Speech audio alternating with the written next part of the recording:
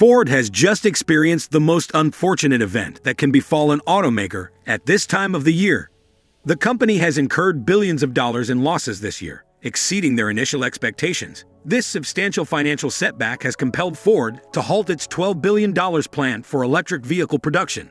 The reason behind this decision is the dwindling consumer interest in paying a premium for electric vehicles, as opposed to more affordable alternatives, such as internal combustion vehicles. Additionally, a recent workers' strike at Ford's factory has cost the automaker a staggering $1.3 billion. Perhaps the most distressing aspect of this situation is that for each electric vehicle that Ford sold, they incurred a loss of $32,350. To comprehend the origins of these unfortunate events and Ford's choice to suspend its electric vehicle production, it is essential to stay tuned until the conclusion of this video. There is a deeper, more intricate narrative behind this series of setbacks than one might initially fathom. It has been confirmed by various carmakers, media outlets, experts, and researchers that the growth and adoption of electric vehicles have been remarkable. Ford was initially experiencing a similar trend. However, toward the end of the year, there was a significant shift in circumstances. The demand and sales of Ford's EVs did not meet their expectations. Consequently, the company had no other option but to halt the $12 billion investment in electric vehicle development that was already underway. It appears that EVs are not proving to be a more profitable venture for Ford. Ford has expressed its concerns that customers are no longer willing to pay a premium price for their electric vehicles. In an attempt to address this cost issue, they introduced a more affordable version of the F-150 Lightning truck, named the F-150 Flash, with a starting price of $72,090. Despite implementing several price reductions and witnessing declining sales, Ford still believes that the best solution is to curtail the production of electric vehicles. "We're not moving away from our second-generation electric vehicle products," stated CFO John Lawler during a media briefing. "However, we are assessing the pace at which we are expanding our production capacity. Some of our planned investments will be delayed." Out of the $12 billion allocated for electric vehicle development, Ford will only postpone construction at one of their new battery manufacturing plants in Kentucky. The second factory, known as Blue Oval City in Tennessee, will continue construction despite being originally intended for increased electric vehicle production. Lawler emphasized, "The customers will determine the production volumes." In other words, Ford's production output of electric cars will be adjusted in response to customer demand. He added, "Ford has the flexibility to balance the production of gas, hybrid, and electric vehicles to align with the pace of electric vehicle adoption, a capability that sets us apart from others in the industry." During Ford's third-quarter earnings report for 2023, the company revealed that its electric vehicle division, specifically the Model E unit, incurred a staggering operating loss of $1.3 billion in third quarter. When this figure is doubled, it becomes twice the amount that Ford lost last year.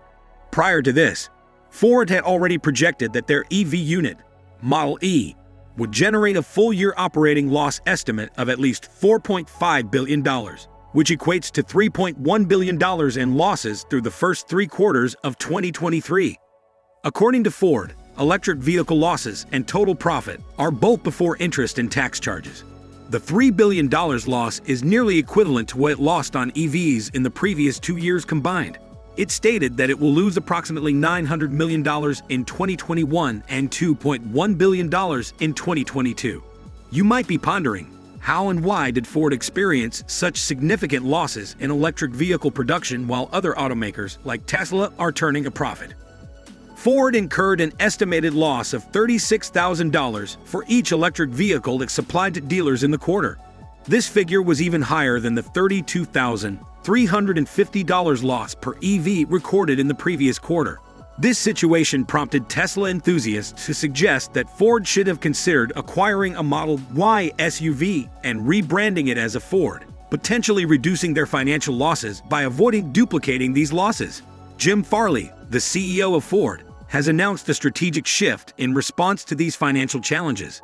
He revealed that Ford intends to slow down the production and deployment of money-losing electric vehicles.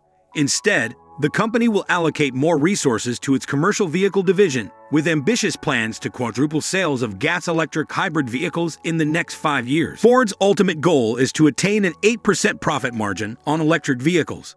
ensuring that their cost structure remains competitive with internal combustion engine cars.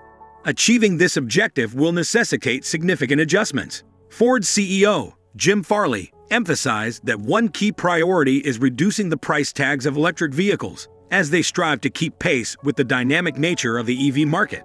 To accomplish this, Ford must streamline operational expenses and expand rapidly to reach the level of efficiency that Tesla has already achieved.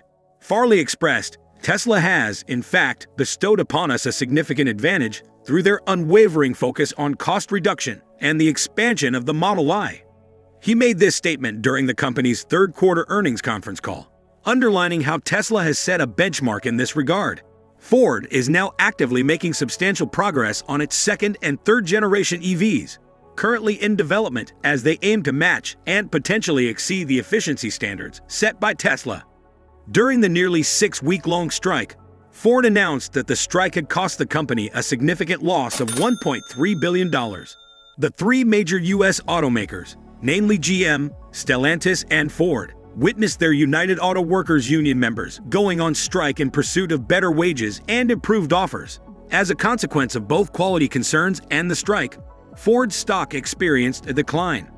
General Motors' stock depreciated by 4.66%, closing at $27.22 per share, marking a $1.33 decrease in share value. Similarly, Stellantis saw a 2.38% decline, closing at $18.04 per share, a drop of 44 cents. Notably, Ford became the first among the big three automakers to reach a resolution with the United Auto Workers, effectively ending the strike. President Shawn Fain expressed, "We told Ford to step up, and they did," in a video address to the union. He further mentioned, "We achieved things that many deemed impossible." Additionally, he pointed out that Ford had significantly increased their financial offer by 50% compared to what was initially on the table before the strike commenced on September 15. Ford expressed its satisfaction with the agreement and directed its attention towards resuming operations in Kentucky, Michigan, and Illinois, which had been temporarily halted during the strike initiated by the workers. With the exhilaration of the membership ballot, the union urged Ford's 16,600 strikers to return to work. Their last desire is for Ford to return to full capacity while they lag behind and dawdle. The contract, contingent on participant approval through a vote, proposes an increase in the highest pay rate to over $40 per hour, resulting in an annual income exceeding $83,000 for a 40-hour workweek. Meanwhile, employees of General Motors will continue to be on strike. "We are heading back to work at Ford to maintain the pressure on Stellantis and GM," one member stated. Stellantis has achieved a significant milestone by securing an agreement with the UAW, while General Motors remains in a different position. UAW President Shawn Fain expressed, "Once again, we have accomplished what was deemed impossible just weeks ago." He made this statement in a written release. At Stellantis in particular, we have not only secured a record-breaking contract, but we have also initiated a positive shift in the battle for the American working class. Mark Stewart, Stellantis North America's COO, shared his anticipation, stating, "We look forward to welcoming our 43,000 employees back to work and resuming operations to serve our customers while implementing our Dare Forward 2030 strategic plan to maintain Stellantis' leading position in innovation." He delivered this message through a written statement on Saturday. President Biden also weighed in on the situation, emphasizing the role of unions and collective bargaining in bolstering the American workforce and supporting iconic American companies. In his statement, he said, "This contract stands as a testament to the strength of unions and collective bargaining in creating robust middle-class jobs while fostering the prosperity of our most iconic American corporations." The final verdict on this tentative agreement will ultimately rest with UAW Stellantis members in the days and weeks to follow.